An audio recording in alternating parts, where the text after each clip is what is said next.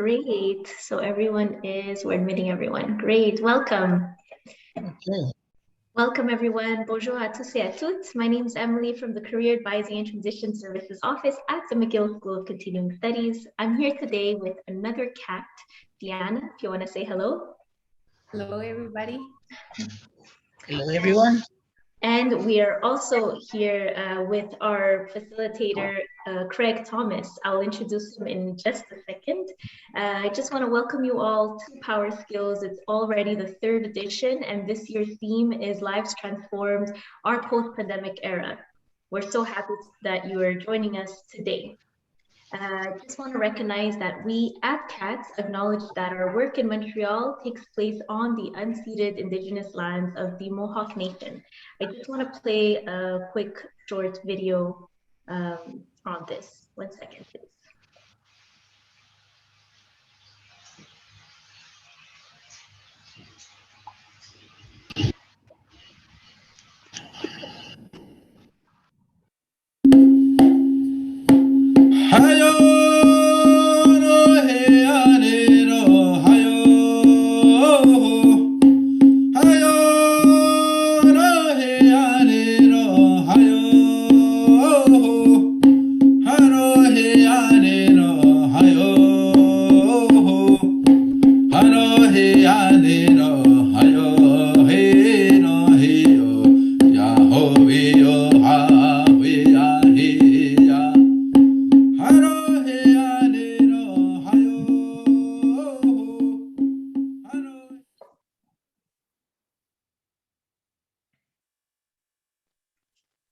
And I'd love to introduce you to today's facilitator, Craig Thomas, who's a...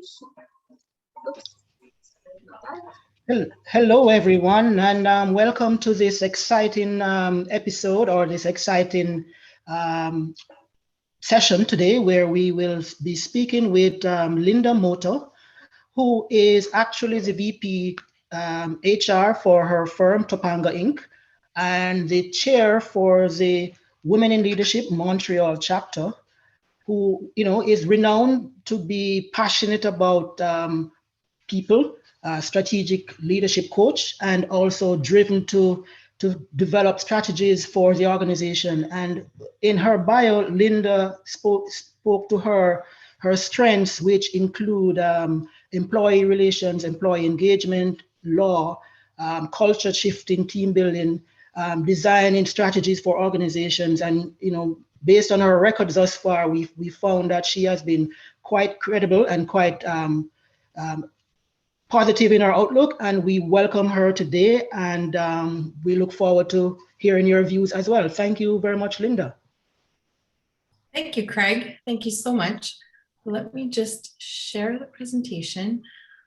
1 sec. Perfect. Thank you all for joining me today.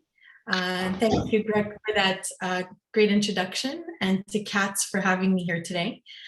Today, I'll be talking to you about the HR trends and the future of work.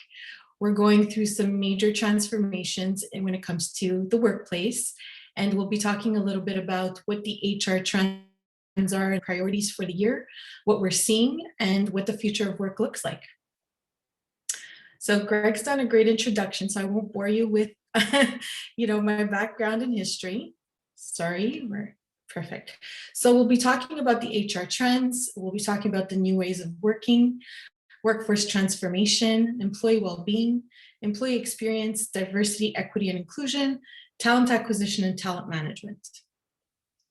So the pandemic has obviously had a major impact on how we work. With most people working from home. As we slowly start to return to the workplace, there are many changes that companies are making and rethinking how we work, how we manage, and how we communicate. So when it comes to performance management, things are drastically changing. With the remote workforce, it's difficult to manage employees. It's not as easy as in person, and companies are navigating through that landscape to adapt and adjust to this new way. Today, we'll be taking a deep dive to look at the HR trends and the impacts of the future at work. impacts are much greater than just working remotely, which seems to be the focus these days as some companies have asked their employees to return. It's really about reimagining the post-pandemic organization and what effects it's going to have on its internal organizational norms, its structure, its employees, and the way they move forward. So as we all know, 2020 was the year of disruption. Every market was disrupted, the labor market, economy, every industry globally was disrupted, and it drastically changed and propelled forward the way we work. There had been some talk for years about remote working, and some companies had started to experiment with remote working or actually have their employees work from home full time. And there were, multiple surveys on how that was working and how people were adapting. And all at once, everyone was working from home just overnight. And for those that hadn't started that process to connect their employees remotely, it was a difficult transition. And we'll look at those impacts, and we're going to dive a little deeper. So for what we're looking at in terms of HR trends, there are some main drivers of change. So obviously the pandemic, these new ways of working are impacting, the work environment quite a bit, the labor shortages, and the fact that it's a Canada-driven market. And what we're seeing companies focus on and the HR priorities coming up are obviously, number one, the new ways of working. Employee well-being is really at the top of the agenda as we see people suffer from anxiety, depression, post-traumatic stress with what's happened over the last year and a half. Companies are also focused on the employee experience, so navigating what onboarding looks like and what performance management looks like, and career pathing, all of those things. That's got to be revised, and companies are really thinking creatively about what they can do. Diversity and inclusion is diversity, equity, and inclusion is now at the forefront of the agenda. I can't be happier to see it at the forefront of the agenda. I've been talking about DEI for so many years, and for some companies, it's taken very seriously, and for others, it was never really on the executive priority list. And now we see companies, boards, leadership teams really focused on diversity, equity, and inclusion. So we'll talk a little bit about that. And we'll also talk about the impacts this is all having on talent acquisition and talent management. So new ways of working. We've heard about these hybrid models. We've started to explore them in some companies. Some have had these models for years. And this is what we're learning. So yes, the future is hybrid, especially with 35% of the workforce now being millennial. They've wanted this for quite some time, as have many others. And now we're seeing that employees have had the opportunity to work from home for the last year and a half. And we've surveyed, well, I haven't surveyed, but there's been a survey done of the employee base, and 65% of employees want to continue to work from home. Now, what that looks like for them is really individual, some full-time and some not. 58% of professionals say they will look for a new job if they are not allowed to continue to work remotely. 59% of employees expect flex hours to become the norm. So they've gotten now used to maybe bringing their children to school or picking them up from school or caring for family members and having that flexibility to work either earlier in the day or finish their day later in the day, and expect that to now be the norm. So 33% overall expect to be offered flexibility to work from home with a hybrid model. So employees have definitely spoken up and want to see more flexibility, more work-life balance, and they want to do away with the commute times that they've experienced in the past, the stress of that, and it's really having an impact on these decisions that companies are making. Sorry. So if we look in particular at the employees in the tech industry, there's been quite a few surveys in this industry, so it was a little bit easier to get the data on this industry in particular. But one study done by Blind Blog Workplace Insights surveyed 5,680 US tech employees and asked the following two questions. Are you satisfied with your company's new work from home hybrid policy? Did the new work from home hybrid policy make you want to leave your company? And the results are really, really clear when it comes to what they think about this. Overall, 51% are satisfied with the company's new work from home policy as they're trying to be more accommodating. 36% of tech employees have said that their company's new policy has made them want to leave. When employees are not satisfied with their hybrid model, 66% want to leave their organization. So for those that do not have a hybrid model, that are being asked to go back to the office full time, 66% of those overall have stated that they want to leave and search for a new role where they can work from home. So if we look at the stats, if we look at the leaders in the tech space, we look at Indeed, Facebook, Twitter, Zillow, Google, Amazon, and Apple, they've had a variety of policies. So Indeed has said you can work from home for most roles, and for others, you can have some flex in your roles. They may be required to be in the office part of that time, but mostly they have authorized work from home full time. So 92% of their employees are satisfied and only 3% want to leave. Facebook has said full-time work from home with approval and 50% of the time in the office. So if you don't ask for an approval to work from home full-time, you'd be required to be in the office 50% of the time. So 87% are satisfied with that policy and think it's fair, and only 11% want to leave. When we look at Twitter, 85% are satisfied with the work from home forever policy, and only 5% want to leave. Zillow has stated that work from home forever for 90% of their employees, where 10% may be required to be in the office part of the time. So 82% are satisfied with that, and 14% are wanting to leave. When you look at companies like Google, Amazon, and Apple, we've all heard in the news that they've, asked for their employees to come back part of the time. So for Google, for example, work from home is by approval. They expect 60% of the employees in the office and 20% remote. 54% are happy with that policy, and 30% of their employees have stated they want to leave. With Amazon, they've mandated that people come back to work 3 days a week starting in September, and 47% are satisfied with that, and 40% of their overall employee base want to leave. With Apple, they've also requested that their employees come back to work 3 days a week as of September, and 37% of their employees want to leave. So the market right now, as it is, especially in tech with the shortages, there are opportunities globally. So they no longer have to, work in Silicon Valley to get those big salaries. The global market's competing for their talent.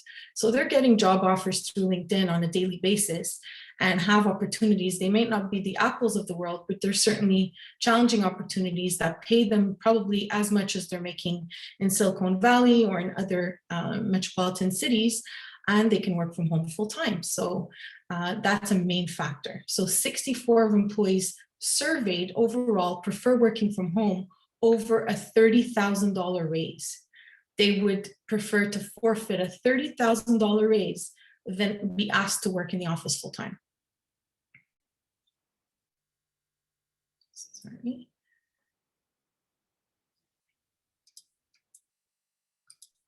Okay. There are companies that are doing a work from anywhere policy. So that's quite interesting as well. So Spotify made headlines this year when they announced their work from anywhere policy. Companies such as GitHub, Twitter, Shopify, Siemens also adopted work from anywhere policies. These are great. They can work anywhere globally. They can be on vacation with their families and connect to the office, and they can really work from anywhere they'd like. But what are the possible impacts of that? Will work from anywhere policies put employees at risk to feel that they always have to be on and they always have to be connected to the office? Is there that added pressure? Will employees feel pressure to work during holidays and vacation time? Knowing that they have this privilege, will it cause that additional pressure? Will they feel less connected with colleagues and leaders if they're working, anywhere in the globe and rarely seeing their leaders in person and their teammates? So all these thoughts have to go into these policies to ensure it's the right thing for the company. For some companies, it may absolutely be the right thing because it gives them access to global talent as well. But for others, it may have major impacts. So how do you create a culture when you're working from anywhere in the world? Do companies put themselves at risk for having multiple cultures within one organization if they have an office set up somewhere or micro offices where employees can meet and collaborate? Those who choose to do so regularly, will they be creating one culture while those at home have, created some other culture? So that's something to think about as well. Work from home policies can really help employers in different ways. They do have their impacts in terms of culture and performance management and productivity. But at the same time, they can significantly reduce their need for large office spaces and their operating costs while also enabling them to recruit globally. So there are some great benefits that companies are starting to consider when it comes to that, especially with these labor shortages. One more driver of change. So we've all heard that this year, there's been the mass exit, the I quit going on all over the place. And employees are really starting to rethink their careers altogether. As a leadership coach, I hear this quite a bit. And from, employees that were seemingly happy in their roles. The pandemic has really put things into perspective when it came to work-life balance, the need for more of it, spending time with family and friends, rethinking the office life and the stress altogether, and considering maybe what they're now calling gig work, independent contracting, instead of these long commutes and the stress that it causes to themselves and their family. The labor shortages and changes have also caused a lot of work stress, burnouts. The pandemic has caused quite a bit of stress as well. Employees are concerned about their health, returning to safe work environments, they have concerns about their family's health as well, their children's health. They're also stressed about having to return to work while their kids might be quarantined for other waves of the virus. So it has created an enormous amount of stress and has put things into perspective for many. Unhappy with the policies that companies are implementing. So for some that have mandated everyone come to work full time, that's had an impact. You can see I've been getting calls in terms of candidates, searching for new roles because their companies are mandating them to come back to work immediately after they're vaccinated and asking for proof and all kinds of things and forcing them to come back to work. Toxic workplace. So they've maybe pulled away from that for a year and a half and cannot fathom returning to an office where they weren't happy, where it was a little bit toxic and had politics and so forth. Also, one biggie is the loss of trust in the company and its leadership. So maybe it's been poor communication during the pandemic. Maybe it's been, lack of empathy when they're going through health issues or family issues, or unfair practices that they've seen in the last year and a half that's just creating this dissatisfaction. So there are multiple factors, but according to Microsoft Trend Work Index, 26 to 40% of people have stated that they want to change their jobs. So it's quite significant. What can you expect when employers are now considering these hybrid models and making all these changes to keep employees engaged and make the right decisions when it comes to these return to works? So basically, companies are really evaluating, this is what you can expect your employer to be doing. You might be getting surveyed, you might be getting some questions from your manager on your preferences and what you think about certain things, but they're really looking to evaluate how individuals are working remotely. Are they enjoying it? Do they find it difficult? Would they like to return to work full time or part of the time? If so, how many days? Is it stressful being at home, or is it more stressful being at work? Like for some, the lack of boundaries between the work life and the home life is extremely stressful and difficult to deal with their spouses working from home and the kids home for the summer because camp is closed or their school is not offering some services. So they're really looking to find out what is the best option and alternative. How are teams collaborating to get the work done? Are things still getting done? Are people working well together? How is that happening? And, you know, depending on how that's going, that's going to be a factor. How are managers managing their team remotely? Are they being micromanagers? Are they, you know, logging on to VPN to check activity all day long? Is it causing more stress? Do they trust their team? Are things going well? So, you know, that kind of thing needs to be looked at and adjusted as well. What level of in-person communication collaboration is required to make things work? For some companies, they've been working remotely for a while, at least part of the time, and they're quite comfortable with it. For others, they found that their teams are not working as effectively, or there's a lack of communication, or there's a breakdown in communication, and it's affecting the company's ability to grow and thrive. So how do you return your employees to work safely? Do they have safety measures in place? Are they able to space and distance people in the event of a fourth wave? Do they have all the necessary equipment and precautions in their workspace? Is it easily accessible? Do they have to take elevators? All of these things that were not an issue a little while ago have all of a sudden become a huge source of anxiety for many people who do not want to return to work if they don't feel it's safe. You know, productivity, culture, employee engagement, that's top of mind for companies. They want to maintain their culture. They want their employees to be engaged. They're seeing that, it's really difficult to recruit employees.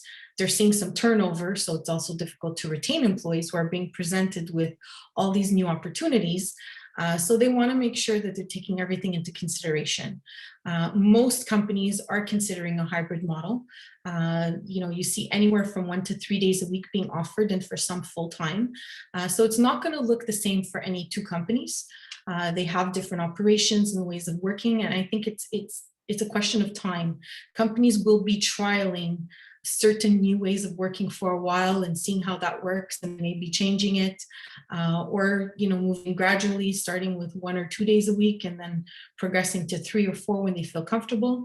So it won't look the same for any two companies. So you might be asked some questions. You might want to speak up about certain things. As an employee, this is your time. Hot desks. I'm not sure if any of you have heard of this. What are they? Basically, hot desking is nothing new.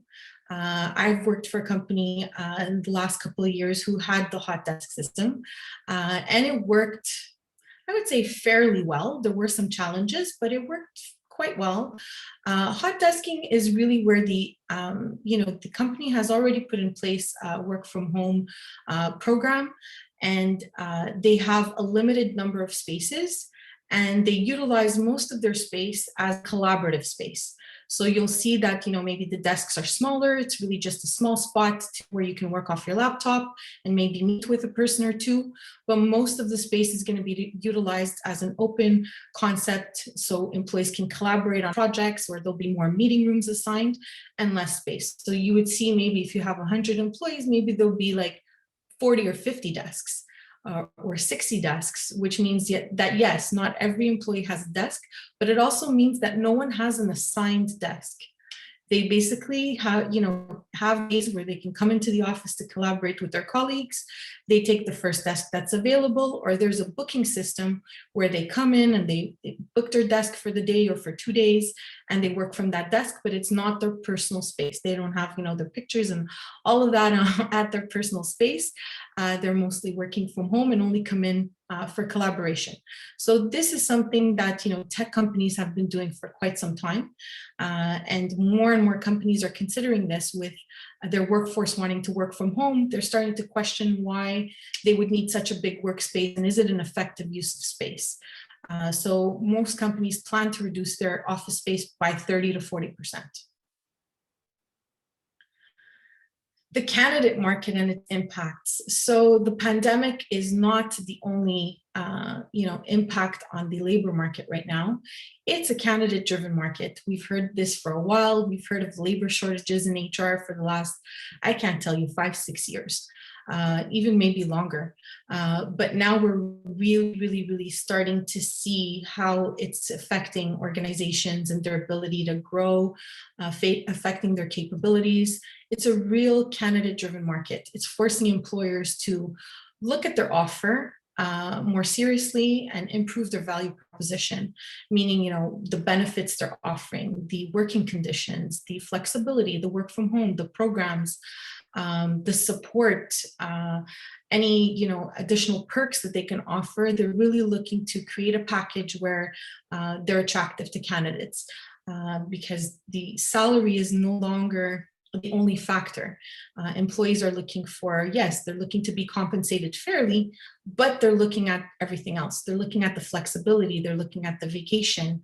And what does this do? This disrupts the internal structure. So if you had to hire a developer 5 years ago, and you were paying, I don't know, $75,000, today that same developer might cost you $90,000. Plus, you might be giving that developer an extra week vacation and work from home and flexible schedules, and that's what is starting to shape up as the employment landscape. Companies are looking at investing in their employees. They're now realizing how difficult it is to recruit, and they're looking at their talent internally, doing their talent assessments, and really looking at developing their people and investing in their people. So investing in them for new roles, new opportunities, and for succession.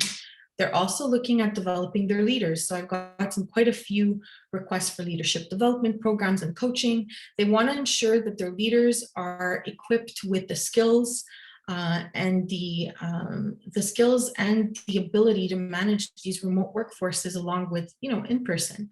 They're also wanting to provide them with the support. Some are really having a hard time themselves, personally and professionally, navigating through this new normal. And they want to make sure that they're offering everything they can. So it's really, the candidate market is really driving change at a very rapid pace. It's going to create a lot of opportunities for many, but it's quite difficult and it's quite a challenge for employers today.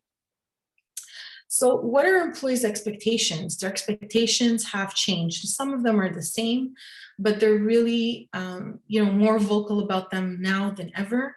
So for one, obviously, it's the working remotely, the flexible schedules, the development and career paths, where some were really patient in the past with their career path and not inquiring too much about what was available, and maybe taking their career into their own hands and paying for courses on their own. They're now really expecting their employer to have a set career path, even if they're new in their role. You'll see this in 3 to 6 months. New employees will come in and will start to ask, okay, what are the next steps? What's my future here? Tell me what my future looks like. And that's how many employers are going to start to create engagement. If they really put the effort into, development plans and career pathing and showing employees career growth, that's going to be something that differentiates them from the rest. They're also looking for trust and support from their leader. So to work remotely and in general, there has to be a trusting relationship with their manager. So we've heard quite a bit that employees don't leave companies, they leave their managers or they leave leaders. That's very, very true. Managers really have to be clear and transparent with their communication. They've got to be more supportive than ever. And not make assumptions that, the person's not working or the person's not doing. Having conversations, candid and open conversations about their performance, about their progress, about their career. These are critical things that every leader needs to be doing right now. And being empathetic. For some, it's been difficult, but emotional intelligence is highly, it's a highly sought after skill in leadership right now, that's for sure. Connection. So yes, they may be working remotely or in the office. They're looking to connect, and they're looking to have the technology, the tools, but also the time and space. So if you're booking your employees, or if you're the managers booking their people back to back in meetings every single day, like we hear, and they have these grueling schedules where they have very, short periods of time to connect with anyone, well, that really impacts the way they feel about their job and the way they feel about the company. So, really training leaders to create some time and space to have fun and still, even if it's remotely, host little events where people can connect or have, coffee chats, or, even just play a game. I mean, there's so many things that employers can do. We've heard about games, we've heard about, yoga sessions or exercise, or anything that they're interested in as a team, something that they can do. And if they can do it in person once a month or once every 2 months, even better. Anything that's really just going to keep them connected. So making sure they're ready, they're future ready for these next changes. Workforce transformation. So for employers, these labor shortages are not going away. You need to be future ready. So for anyone who's in HR or anyone who's a leader in this group, these labor shortages are creating new opportunities all over the place for many people. And you need to make sure that you upskill your team, develop your capabilities, and create opportunities, and start thinking about your leadership and your succession planning, and start early on. Thinking about it and procrastinating down the line 2-3 years is just too late. It's really important and critical that companies start thinking about these things now. Clear, transparent, and consistent communication sounds so easy, but it's so difficult because managers are busy. They have a lot of pressure as well, but the clear and consistent communication is important. You will see more and more companies hiring internal marketing and communications people to develop their company brand, to develop their employer brand, and to really ensure that the communication internally is consistent. There's consistent messaging, there's town halls, the leadership team is visible, they're trustworthy, they do what they say, they commit and deliver, they don't just make certain commitments and just forget about them.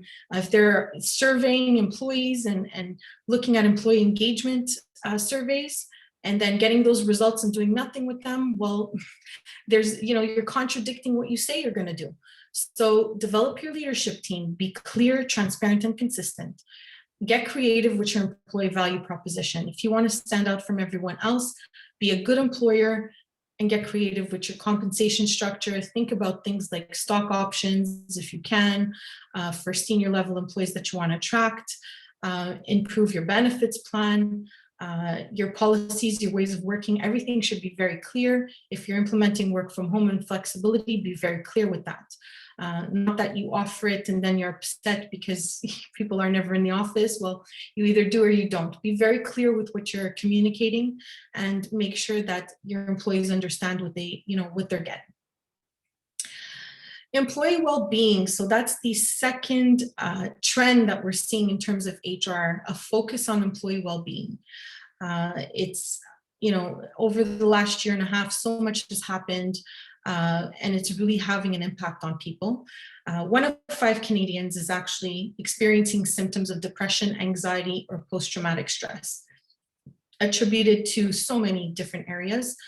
Could be, their personal life, their professional life, they're stressed, they have too much work, or health issues, or family members they have to care for. The stress, or financial issues. The stress has really impacted Canadians. 68% of Canadians who claim they have a mental health issue, even before the pandemic started, has stated that it's worsened since the start of the pandemic. 30% of disability claims are related to mental health issues. And those are only going to increase over the next 5 years. They're projecting that 45 to 50% of claims may be related to mental health in the next 5 years if employers are not open and create awareness on how they can help and support their people. Every year, companies in Canada lose productivity due to mental health costs, costing Canadian companies over $6 billion. So some companies have been really great at putting in place employee assistance programs and some support systems, but you got to start looking at things holistically. An employee support system with an 1-800 number where employees can call is a tool. It's not a program. It's a tool, and companies really have to move away from thinking that that's the solution.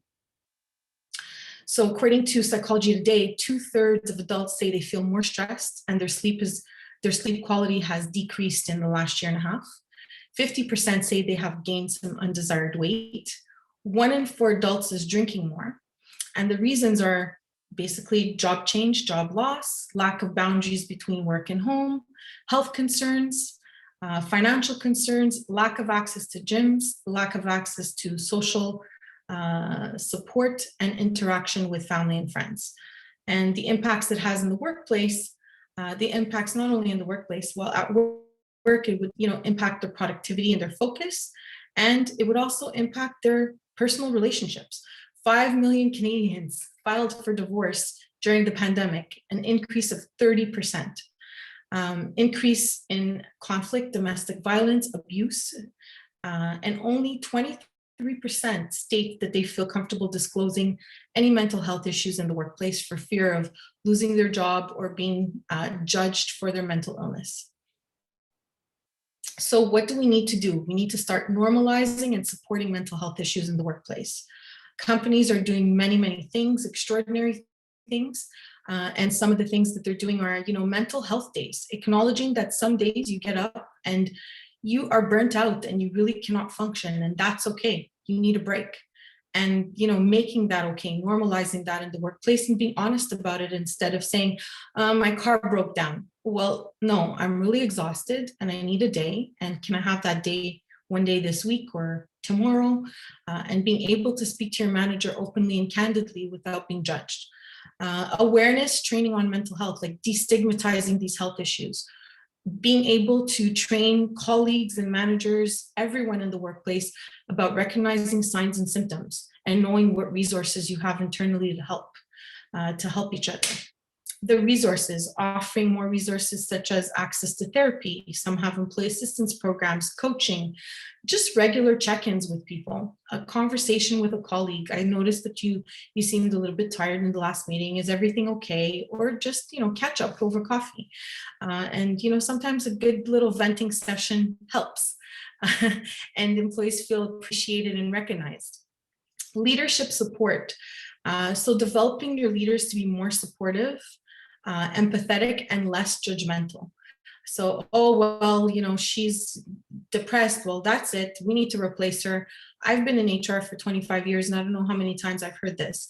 The employee, goes off on a leave for a couple of weeks because they're going through maybe circumstantial depression. They're just getting a divorce and it's having major impacts on their family, their health, and they need a couple of weeks off, and the manager is ready to start looking for their replacement because they think they're broken. That's got to stop. That, there are treatments for that. There's therapy for that. People sometimes come back stronger.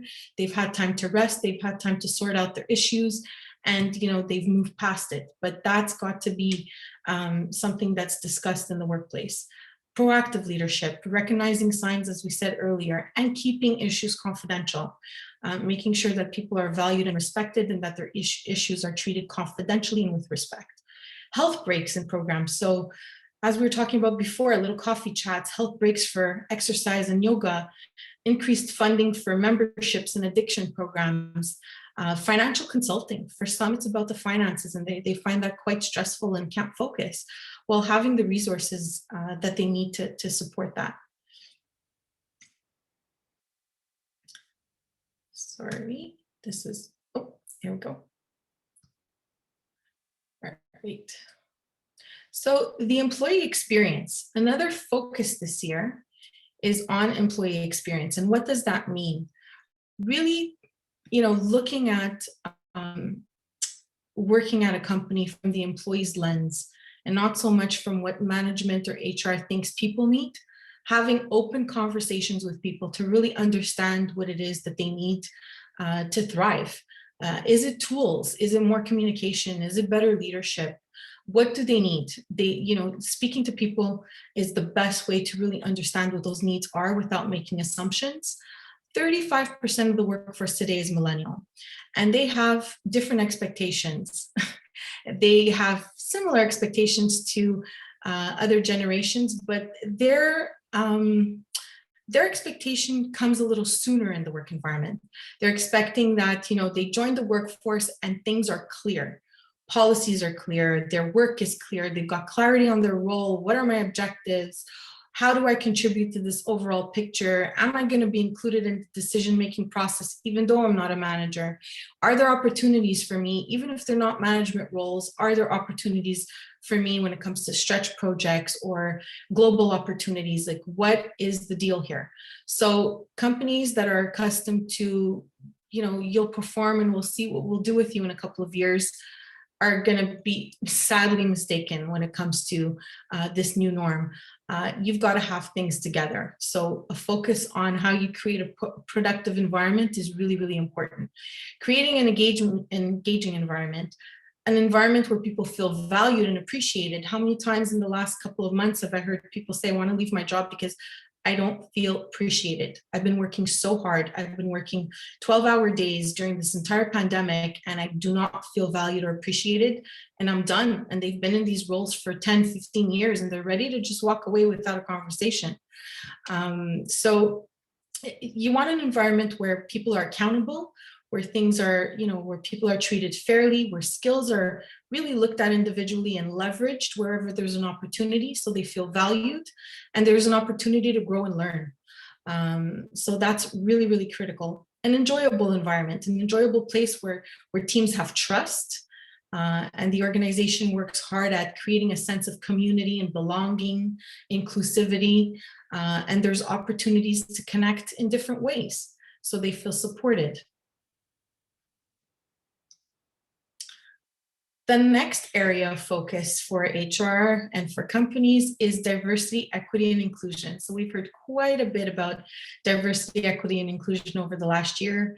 The 2020 protests certainly put, DEI at the forefront of the executive agenda, and it was way overdue.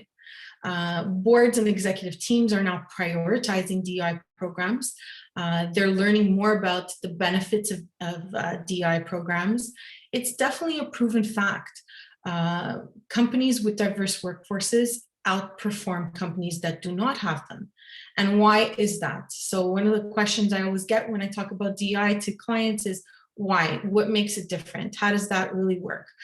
Because if you have diverse members working for you and working within a team, they come with different experiences. They come with different backgrounds. They've had, different perspectives in their life, different experiences.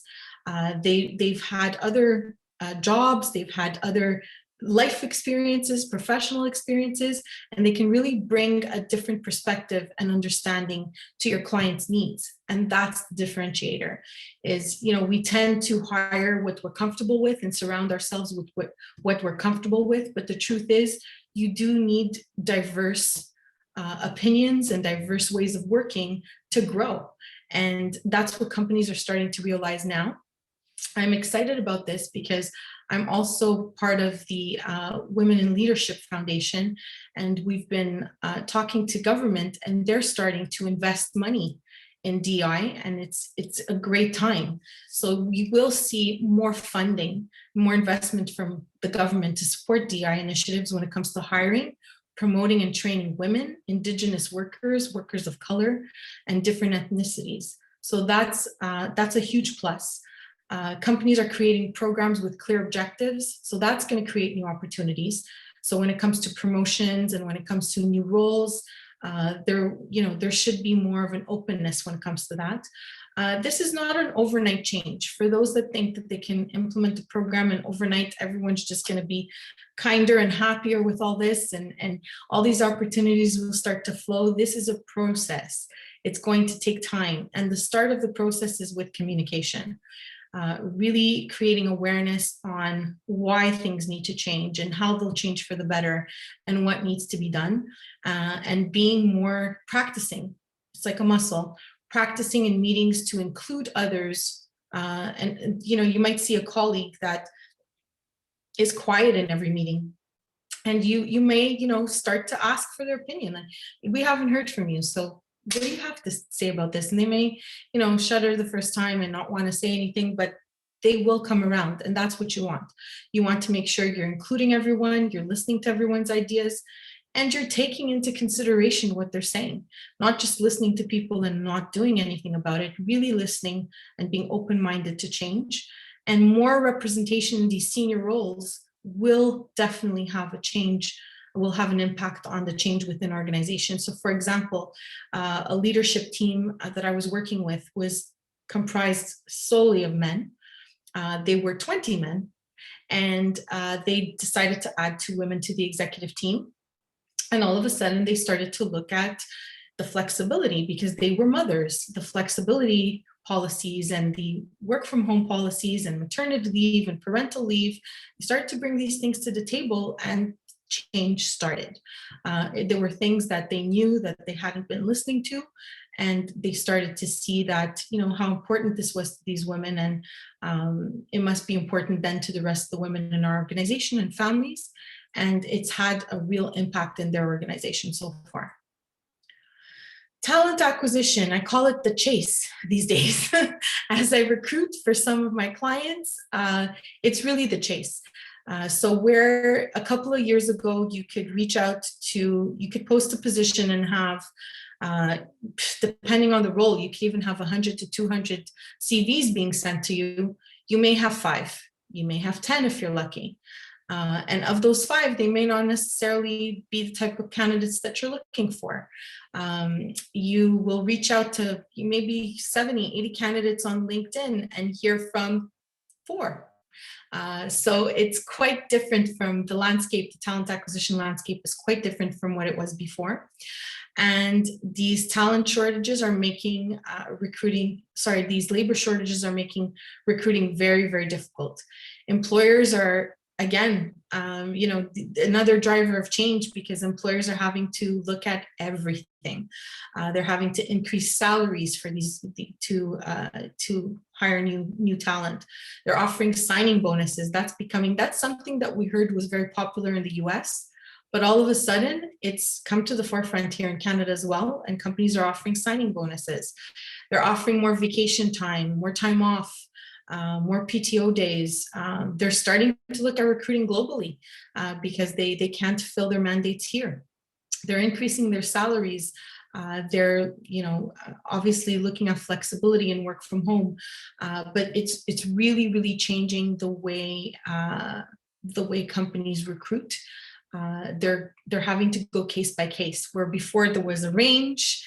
And this, you wouldn't go above the range. You would have, a salary that was 60 to 70,000. You try to stay within that range. It's almost now you have to go with what your best candidate that you want to hire, whatever they're asking for is what you have to give them. There's no wiggle room usually, because they can get the same thing somewhere else, unless they're asking for an excessive amount. Well, that, changes everything. But for the most part, they're getting the salaries they ask for. And for those that are hiring, for clients that are hiring, well, they're expecting to acquire new talent. Let's say we're headhunting from another organization. They want to headhunt them at the salary that they're earning now. Candidates are not going to move for the same salary. They're looking to hire, 10 to 15% more to make a move. So it's really disrupting the recruitment industry quite a bit. Talent management.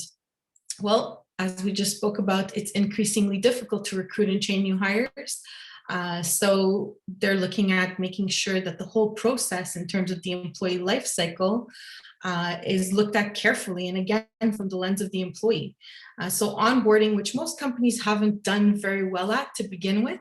Some are great at it, but most aren't. They're really looking at it from the employee perspective and saying, okay, so what is it that they need?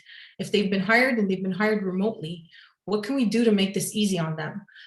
Do we, set them up with a buddy? Do we have, do we set up coffee chats for them to meet the rest of the team? How much information can we give them? How do we train them? So really making sure that onboarding is looked at from the employee lens, gathering as much feedback from new hires as you can to make your onboarding process as efficient and productive as possible. Communication, as I said before, hiring more marketing and communications to improve the employer brand so they can attract more talent is definitely something being looked at. Leadership development, so they can create healthy work cultures and delegate work effectively and drive results. Meaningful work. So we talked about, people wanting to feel included and wanting to feel like they're contributing and they're valued. So ensuring that the work they're doing is meaningful and they understand the values of the organization and how it connects to the overall vision and mission of the organization, and working smarter, looking at what doesn't work, what doesn't serve us any longer, why is this process in place, rethinking how we work. Competitive compensation as a retention strategy. So looking at the current compensation structures and making sure that you're paying people at market or slightly higher to remain competitive. And many companies are even going as far as putting in place retention bonuses for critical employees. So, if you stay with us for the next 5 years, you get X number of dollars per year for the next 5 years, because they cannot afford to lose those individuals. So identifying that key talent and coming up with a strategy to ensure that that talent remains within your organization so you can grow. Career paths. Really, really important. Define paths with opportunities for learning. If you can create a mentorship program or can set up a mentorship program in partnership with an organization, that's critical as well. Culture, succession planning. So you'll see a lot of fast tracking, where employees might have been in certain roles for 3 or 4 years before they got considered for a manager role. They may be fast tracked into those roles within a year or two. So that's all being assessed and looked at, and it's what we're seeing come up in terms of talent management. So what's next? Companies will be adapting, adjusting before they thrive. So adapt to these changes over the next few years is what companies will be doing. 1 second, I'll just skip this.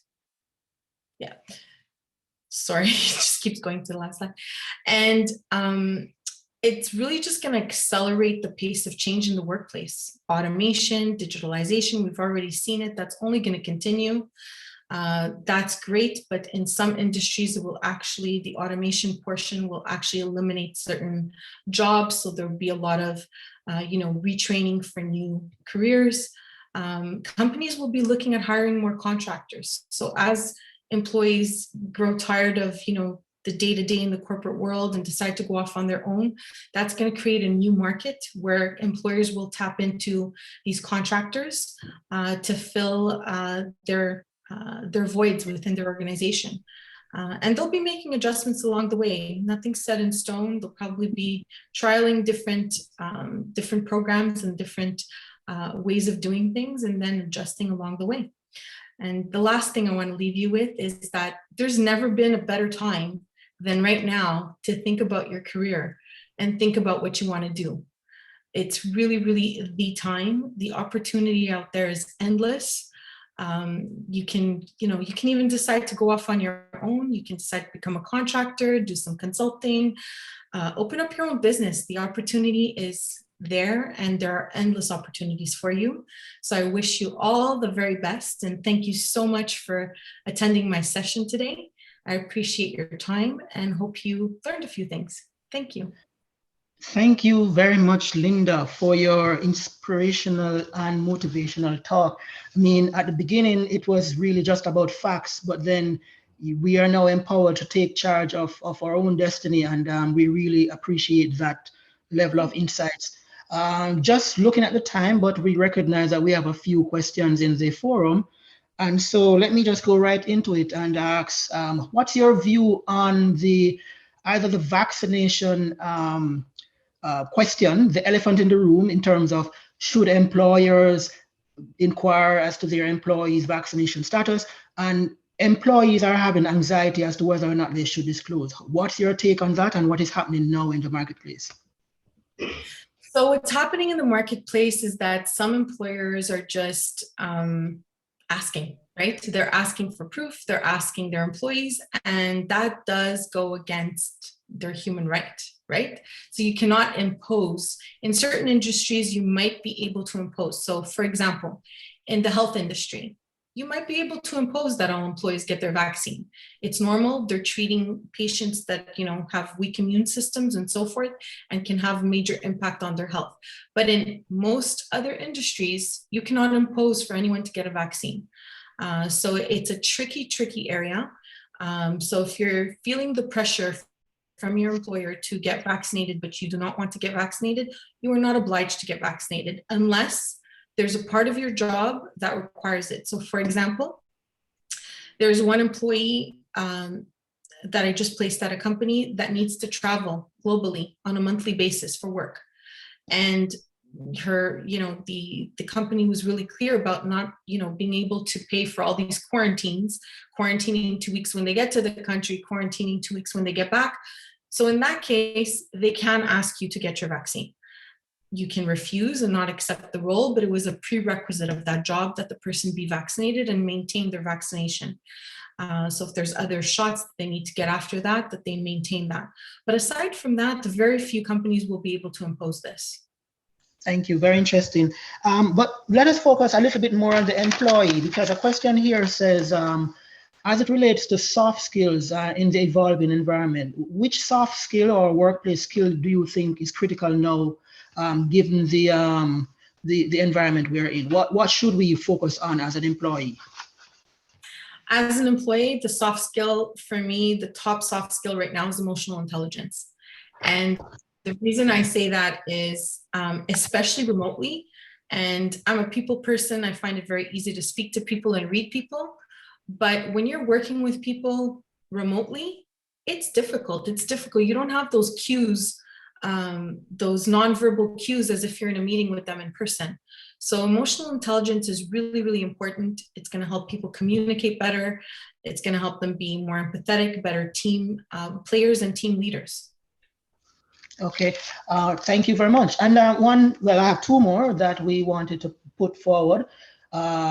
Considering these incredible HR trends that you discussed today, how can L&D professionals create engaging or effective career plans that truly support an employee's growth within the company? What should we do?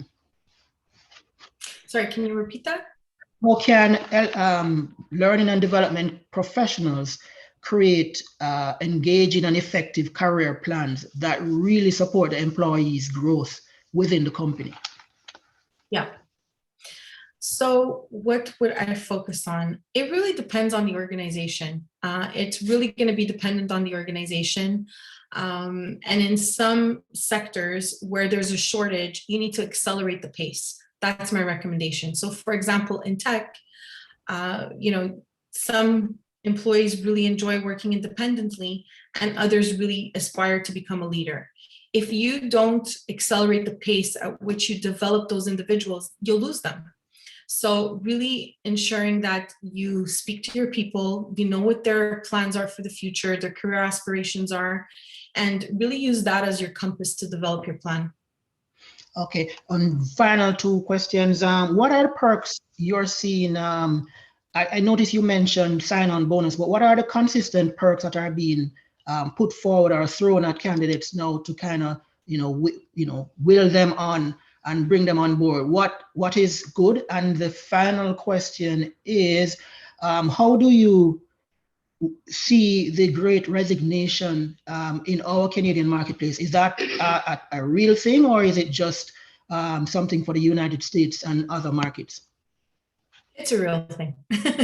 So I'll go back to your first question. So when it comes to perks, what we're seeing is definite sign-on bonuses, increase in salaries for sure, vacation as of day one. So I've seen quite a few companies say, we're not only increasing vacation, they don't have to wait a year or the probationary period. They have vacation as of day one. And they'll give them like 4 weeks starting now. So if you want to take vacation in a month, if it's approved, you're able to go on vacation. What else? A lot of subsidies for remote working. So to set themselves up at home. So if, an amount, let's say the last one was like a $2,000 amount. You don't have to give us any bills or anything like that.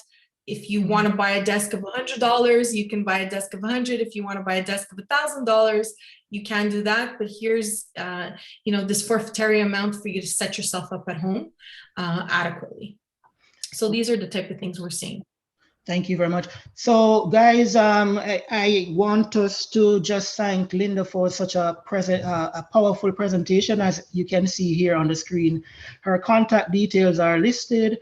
I've also posted her LinkedIn profile if you want to connect or get some more insights. There's actually a free 30-minute coaching that is being offered by Topanga HR as well, consultation.